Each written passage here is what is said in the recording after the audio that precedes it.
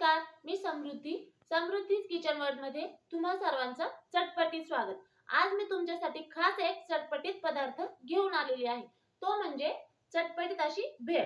ती आपण आज करणार आहोत। इथे मी त्याच्यासाठी साहित्य घेतलेले ते मी तुम्हाला दाखवते।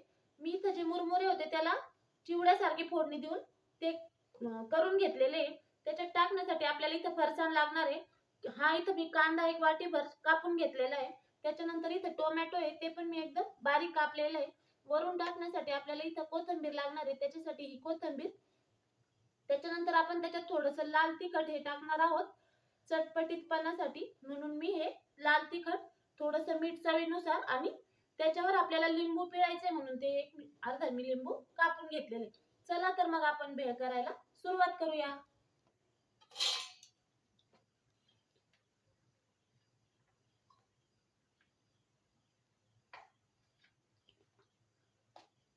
इथे मी जे घेतलेले होते मुरमुरे ते याच्यात आपण सगळे टाकून घेणार आहोत। त्याच्यानंतर एक एक पदार्थ आपल्याला पाहिजे ते सगळ्या याच्यात आपण थोडं थोडं टाकणार आहोत। इथे कांदा,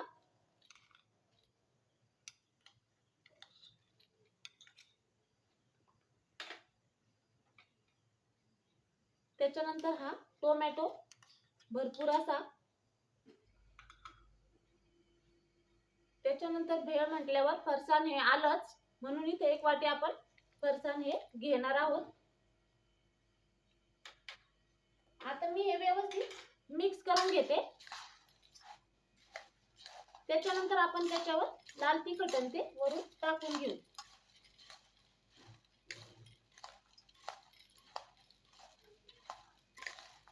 छान अशी भेळ आपली इथं दिसतीये।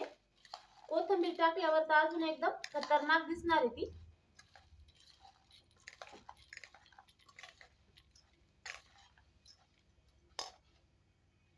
त्याच्यानंतर मी इथं आता हे थोडंसं लाल तिखट आहे ते आधी टाकून घेते, अर्धा चमचा। तुम्हाला जर जास्त तिखट हवे असेल तर तुम्ही ते